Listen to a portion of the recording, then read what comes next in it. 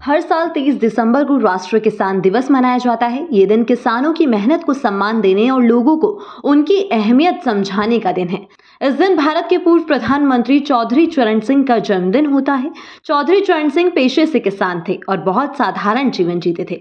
उन्होंने भारतीय कृषि को बेहतर बनाने के लिए काफी कुछ किया।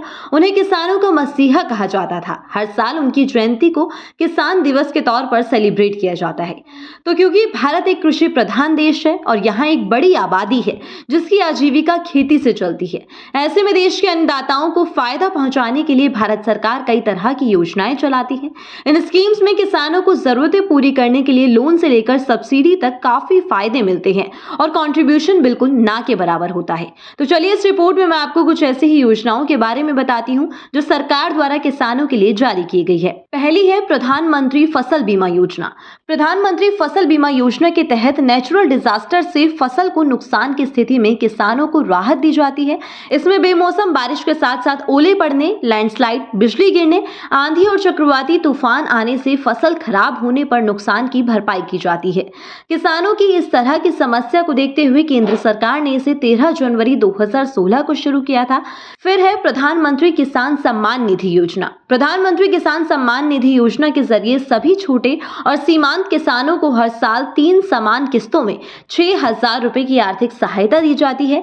ये एक 100% सेंट्रल सेक्टर स्कीम है। कृषि और किसान कल्याण विभाग द्वारा इस योजना को चलाया जाता है। इस योजना के तहत किसानों को आर्थिक सहायता के तौर पर हर 4 महीने में 3 समान किस्तों में 6,000 रुपए प्रतिवर्ष की आय सहायता प्रदान की जाती है।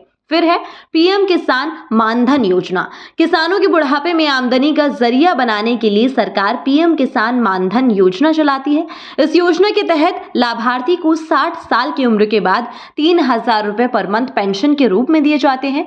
ये एक वॉलंटियरिंग और कंट्रीब्यूशन बेस्ड पेंशन स्कीम है जिसमें किसानों को 55 से 200 रुपए पर मंथ जमा करने होते हैं। 18 साल से ज्यादा या 40 साल से कम उम्र के किसान इस योजना का लाभ ले सकते हैं।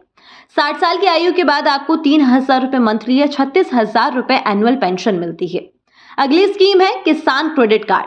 भारत सरकार की इस स्कीम के तहत बैंक किसान क्रेडिट कार्ड जारी करती है। सरकार का मकसद किसानों को खेती से जुड़ी चीजों जैसे खाद, बीज, कीटनाशक इत्यादि की खरीद करने के लिए सस्ती ब्याज दरों पर कर्ज उपलब्ध कराना है। दूसरा मकसद किसानों को साहूकारों से कर्ज लेने की जरूरत ना पड़े जो मनमानी ब्याज की वसूली करते हैं।